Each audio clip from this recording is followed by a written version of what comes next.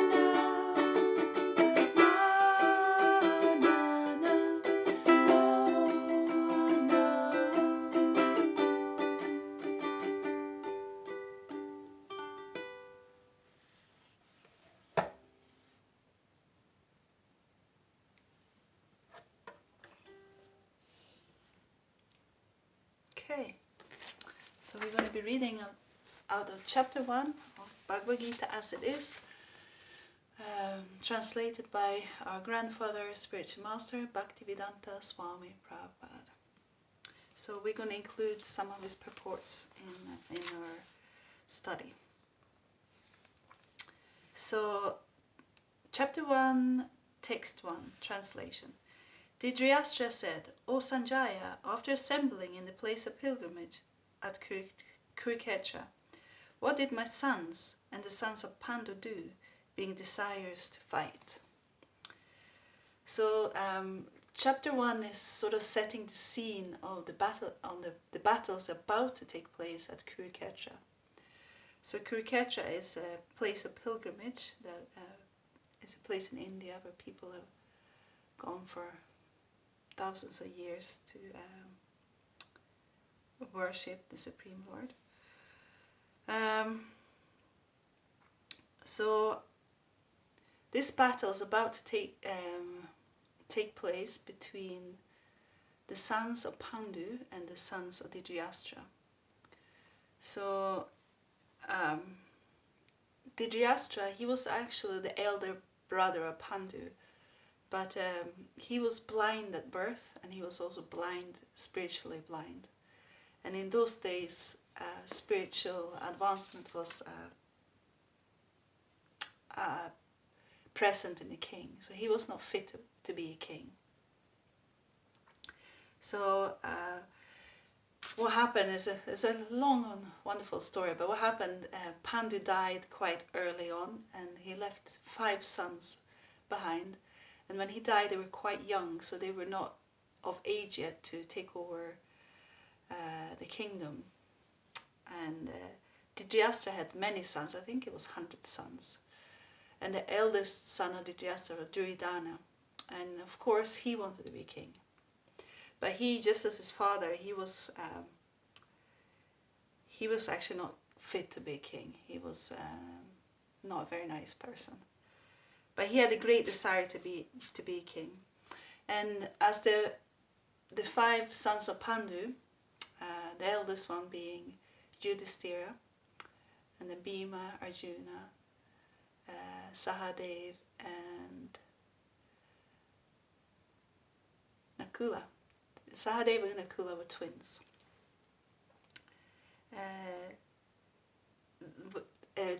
Duryodhana tried to kill them in so many ways as they were growing up, and he had all these plans to get rid of them. But being devotees of Krishna, they were always saved in some way. You know, Krishna always had arranged somehow. They always survived. So now they're all of age, and Yudhishthira, the oldest son of Pandu, is the rightful heir to the throne, you know, to the kingdom. And he's a very saintly, very wonderful person, very fit to be king. And so this battle really is between Yudhishthira and Duryodhana. You know, Duryodhana wants to be the king, Yudhishthira is the rightful king. So after many different things going on, here they arrive at the battlefield of Kurukshetra. And Dhritarashtra is is blind, as I said, so he's not present at the battlefield. He's back in the city, and he's inquiring from Sanjaya. Sanjaya is his secretary, and Sanjaya is a student of Vyasa, and by Vyasa's mercy, Sanjaya had a vision to see and hear what was going on at the battlefield. So the whole Bhagavad-gita is relayed as Sanjaya telling Dhritarashtra what's going on and what's being said, what Krishna says and what Arjuna says, and you know, the whole conversation. Sanjaya is a wonderful devotee of Krishna as well, and so we'll see how. So yeah, Sanjaya is now going to tell Dhritarashtra what's going on. I just want to read something a little bit on the purport here by Bhakti-vedanta Swami. I'm just going to take out a little snippet.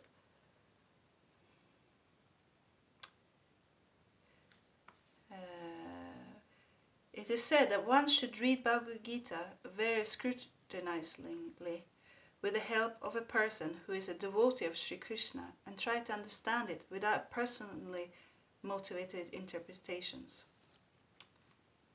For example, of clear understanding is the example of clear understanding is there in the Bhagavad-gita itself, in the way the teaching is understood by Arjuna, who heard the Gita directly from the Lord. If someone is fortunate enough to hear the Gita directly from the Lord, if someone is fortunate enough to understand Bhagavad-gita in the line of the cyclic succession without motivated interpretations. So this is very important to understand, that there is many translations of the Gita, and unfortunately many tainted by personal motivated interpretations. Yeah, so they have put there. So let's say it's a text in black and white, and then you put a red see-through paper through it. Then you see it through this red color, and then it's not pure anymore. So it's important to hear the Bhagavad-gita from a clear source. And one should understand and read the Bhagavad-gita from a devotee of Krishna. Okay, so we're going to move on. Sanjaya said, "O king, after looking over the army gathered by the sons of Pandu," so that's the 5 sons of Pandu, King Duryodhana was Dhritarashtra's son, remember, went to his teacher and began to speak the following words. "O my teacher, behold the great army of the sons of Pandu, so expertly arranged by intelligent disciple, the son of Drupada." So Drupada was the military leader of the Pandus, the side of Pandu. So he's saying they're expertly arranged. So a few verses here. Duryodhana is speaking to his military leader Bhishma, and he's basically saying, "Oh, look at this, how well it's set up, their army, and they have this and that and this and that great fighter." And he actually is a little bit fearful because he can see, oh my gosh, they have everything expertly arranged, and they have this warrior and that warrior, and but then he turns and says, but we have this warrior and that warrior. So he names quite a few warriors here, which I won't mention because it's just long names. Very wonderful warriors. So he has a little fear, but then he says, "Oh, it's okay, we have this one, we'll be fine." Actually Bhishma is far superior to their military leader because he's the grandfather, he got more experience, and so we'll be fine. So here he says, "Our strength is immeasurable and we are perfectly protected by grandfather Bhishma, whereas the strength of Pandavas, carefully protected by Bhima, is limited." So Bhima is younger, he doesn't have as much experience, So he's weighing things up here, It's like, oh, look at them, oh, I feel a bit fear, but then it's like, oh, but we have, this, and yeah, we'll be fine. And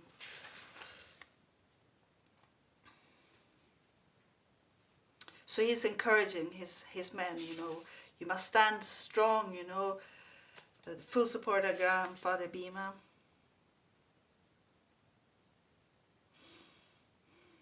So then on Duryodhana's side, they start to blow the conch shells. Yeah, you've seen the conch shell? I don't have one here. It's a nice little white shell, and you blow it and it makes a tremendous sound. So the warriors have these conch shells that they blow and make the sound. They're like, ready. So on Duryodhana's side, they started to blow the conch shells and feeling, riled up and strong. On the other side, both Lord Krishna and Arjuna, stationed on a great chariot drawn by white horses, sounded their transcendental conch shells. So now Arjuna and Krishna, so on Pandu's side, Pandava's side, they are blowing the conch shells. So Lord Krishna blew his conch shell called Panchya. Oh, it's so hard for me to. Panchanya. Arjuna blew his, the Devadatta and Bhima, the ferocious eater and performer of Herculean tasks, blew his terrific conch shell called Punadram. So they're blowing their conch shells, and King Yudhisthira and many warriors on the Pandava side is now blowing the conch shells, and this is shattering the hearts of Duryodhana. You know, this is like instilling a real fear in them.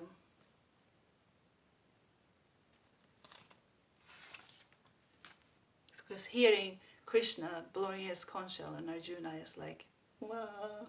So he's feeling it. He's feeling this. It says it shattered his heart. Here, Arjuna said, so Arjuna is now speaking to Krishna. O infallible one. So Krishna is infallible, yeah.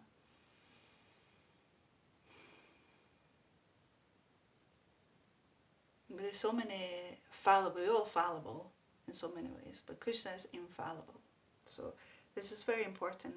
Arjuna addresses Krishna as infallible. Please draw my chariot between the two armies so that I may see who is present here, who is desirous of fighting, and with whom I must contend on this great battle attempt. So here Arjuna wants to see who's on the other side. Yeah, you know, they're standing here, they're standing there, so he wants to get in the middle so he can see who is there. So he's asking Krishna to draw the chariot. Krishna is the charioteer of Arjuna. How wonderful, yeah. Krishna and Arjuna is very dear friends.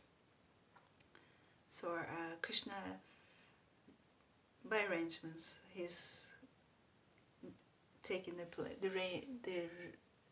reins of Arjuna's horses on the chariot. And it says here in the purport, although Lord Krishna is the supreme personality of Godhead, out of his causeless mercy, he was engaged in the service of his friend. He never fails in his affection to his devotees, and thus he is addressed herein as infallible. A charioteer, he had to carry out orders of Arjuna, and since he did not hesitate to do so, he is addressed as infallible. So how wonderful. Their friendship is so wonderful, and Krishna has such an affection for Arjuna.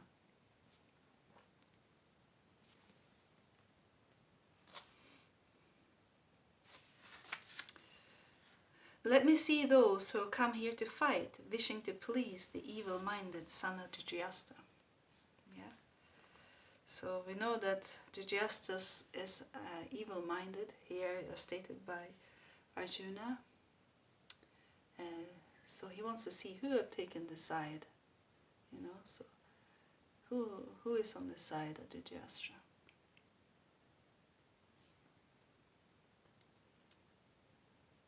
Anyone who have joined the side of Dhritarashtra must be in the birds of the same feather. So we text 24 now. Sanjaya said, so Sanjaya speaking to Dhritarashtra, O descendant of Bharata, being thus dressed by Arjuna, Lord Krishna drew up the chariot in the midst of armies of both parties. So now he's going down. In the presence of Bhishma, Drona, and all other chieftains of the world, Hrishikesha, the Lord said, just behold, Bharata, all the Kurus who are assembled here. So here Krishna is addressed as Hrishikesha, which means the Lord of the senses. And he's saying to Arjuna, just behold Parata. Parata is another name for Arjuna. All the Kurus who are assembled here. So Kurus is a dynasty. So Duryodhana was part of the Kuru dynasty. So they called the Kurus. So So he's saying, have a look, who's here? There Arjuna could see, within the midst of the armies of both parties, he could see his fathers, grandfathers, teachers, maternal uncles, brothers, sons, grandsons, friends, and also his father-in-law, his well-wishers, all present there. So there was a lot of people that Arjuna knew very closely, that he was related to and very intimately connected with.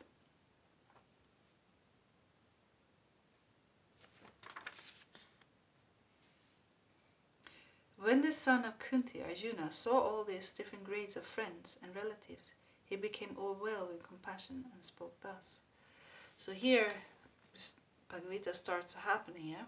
So, we have this little scene, this battle about to happen. We got the Pandavas, we got the sons of Dhritarashtra on the other side, and it's going to happen. And Arjuna wants to see who's there, so Krishna takes the chariot into the midst of the army, so Arjuna can have a look. Now Arjuna see, whoa, who's there? Oh my God, he's many people he has very dear to his heart. So Arjuna is addressed here as a son of Kunti. Kunti is his mother. He became overwhelmed with compassion. So Arjuna is a very wonderful devotee of Krishna. He's actually very soft-hearted and saintly, so he felt compassion. So he spoke, "My dear Krishna, seeing my friends and relatives present before me in such fighting spirit, I feel the limbs of my body shivering and my mouth drying up." So he's a bit shaken, yeah. He's a bit shocked. Like he didn't expect, like he saw them and it's like, oh, he's not feeling too great. "My whole body is trembling and my hair is standing on end. My bow, Gandiva, is slipping from my hand and my skin is burning." So he has some really reaction here from seeing who is on the battlefield here. He's saying he's trembling and his bow. Arjuna is a great warrior, he's an extraordinary warrior. It's not like he's a scaredy cat or anything like that, but because he sees friends and relatives on the battlefield, he's out of compassion. He's a bit shocked and he's shaking, yeah. "I'm now unable to stand here any longer. I'm forgetting myself and my mind is reeling. I foresee only evil, O killer of the Keshi demon." So, O killer of the Keshi demon, he addresses Krishna as O killer of the Keshi demon. Krishna killed the demon called Keshi, so Arjuna is addressing him thus. So he says he can't stand here any longer and he's forgetting himself, right? And now we can start to really, relate, yeah? How we forget ourselves. We forget who we are. We forget we are spirit soul. We forget that we are the servant of the Supreme Lord. We're forgetting ourselves. That is ourselves. Ourselves is not these bodies. Yeah, that's not who we are. That's not who I am. That's not who you are. I'm not a 40-year-old female in a white body, wife and outdoor instructor. That's not who I am. I'm the spirit soul. I'm part and parcel of Krishna, and I'm an eternal loving servant of Krishna. That's who I am. But we are forgetting ourselves in this material world. We forget who we are. Yeah, we get covered up. So Arjuna is like he's forgetting himself. He forgets that he is the eternal loving servant of Krishna, and his mind is reeling. It says reeling. Or we can relate to that one, yeah. Mind reeling. We have that often going on. Whoa, what should I do? I don't know. This something happened. You're like, whoa, your whole mind spinning out. We have it happen to us many times. So this is now happening to Arjuna. He's forgetting himself. His mind is reeling. Yeah. He's put in this situation. He's like, he doesn't like it.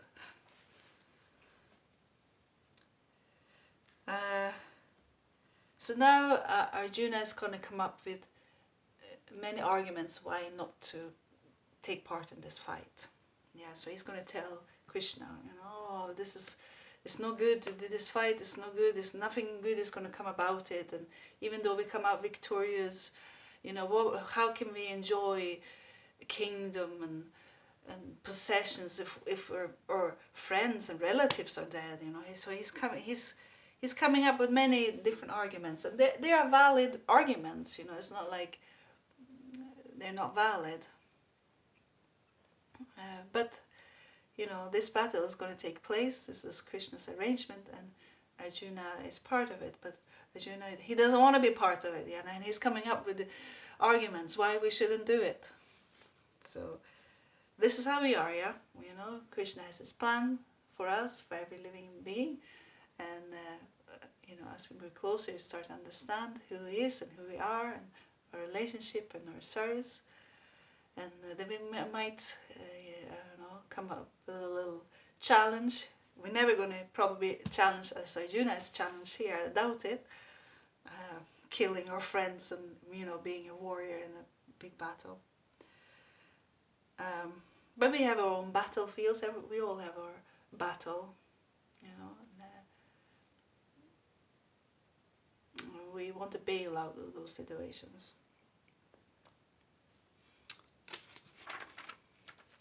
So yeah, Arjuna has many different arguments here. I'm not going to read all of them.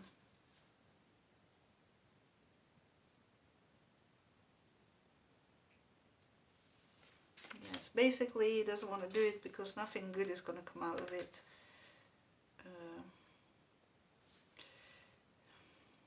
And he says, with the destruction of dynasty, the eternal family tradition is vanquished, and thus the rest of the family becomes involved in a religious practice. So he's foreseeing that a religion is going to move in because families are going to be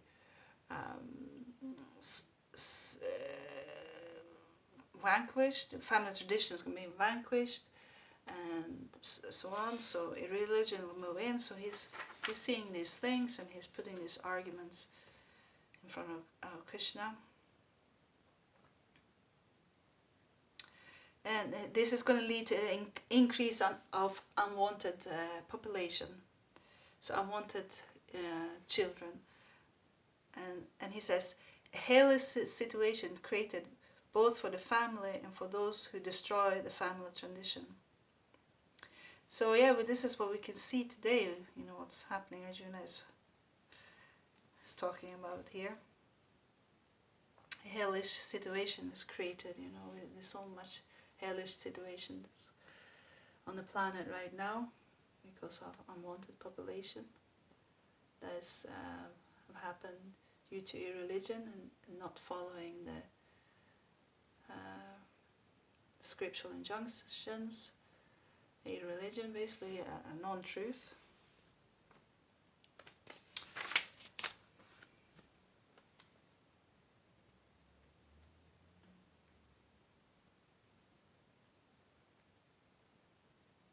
Yeah, he has so many good arguments. And he even says, I heard it from disciplic succession. So he's challenging Krishna. It's not even my opinion, this. I've heard this from authorities, So the Krishna is he's above all, he's the, as I said in the beginning, supreme authority.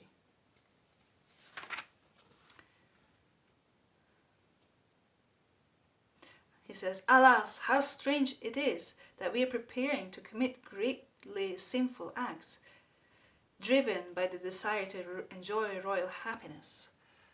So he's like, oh, how, that we want to engage in this sinful activity. So as we all know, it's sinful to kill anyone. Yeah, so you shouldn't kill anyone. That's a great sin, or it's really, you get really bad karma from such thing. And all because we want to enjoy royal happiness. We want to come up victorious and be the kings.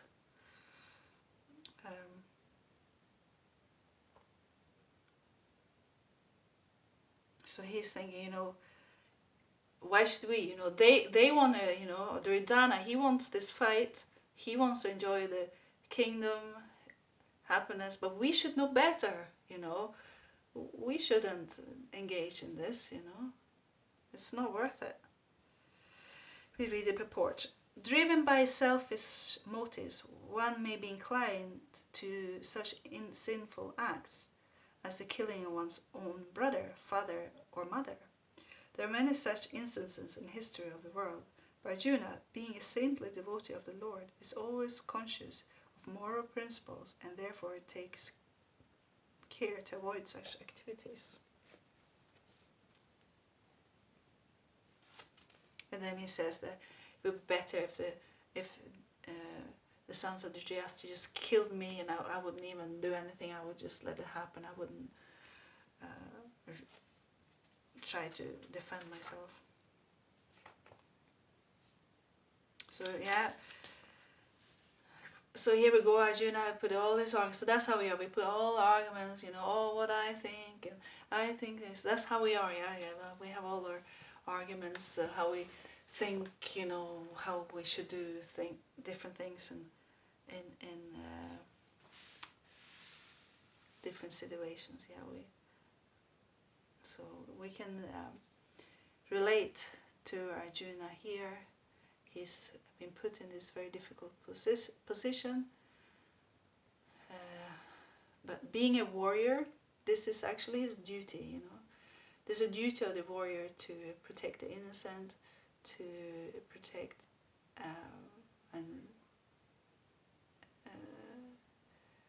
the religious principles, and actually killing for such warriors, there's no bad karma actually involved, because that's their duty.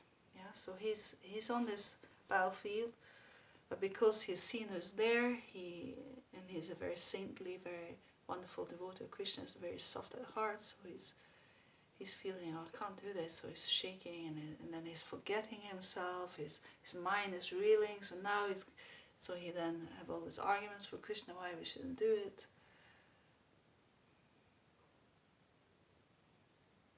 So as we progress in spiritual life and we engage in devotional service to Krishna, we will have our challenges, and we may not see Krishna's plan. So Krishna has a specific plan and a reason for this battlefield, as we shall see as we go on. And we can't always see his plan and his reasoning. So we might have an opportunity at some point to do something for Krishna, but we're like, I don't want to do that, because what about me? I want to do something different, or I want to do it differently, or whatever. So we're forgetting who we are, our minds are reeling and coming out with all these arguments, what we think. So this is Arjuna's position right now. So we're going to read the last verse of chapter 1. Sanjaya said, Arjuna, having thus spoken on the battlefield, cast aside his bow and arrows and sat down on the chariot, his mind overwhelmed with grief. So that's how the chapter 1 ends, He casts away his bow and arrow and he sits down, his grief stricken, he's like this, and of course Drijasta think, Drijasta wants his sons to be victorious in this battle. So this is good news for Drijasta. But we shall see how things unfold as we go further into Bhagavad-gita. So chapter 1 is just setting the scene a little bit, and I hope you can understand and put this into place, and then we can really move forward and understand and learn from Krishna. Because actually Bhagavad-gita is not just something you read like, oh, Arjuna and Krishna, yeah, you know, that's what they did 5,000 years ago. This is a handbook. This is for all of us. This is for all of us to follow, yeah, so we can relate. You know, Arjuna is in our place, he knows our, and then Krishna will take him through, and so we can learn from this. So we will just end with a short chant again.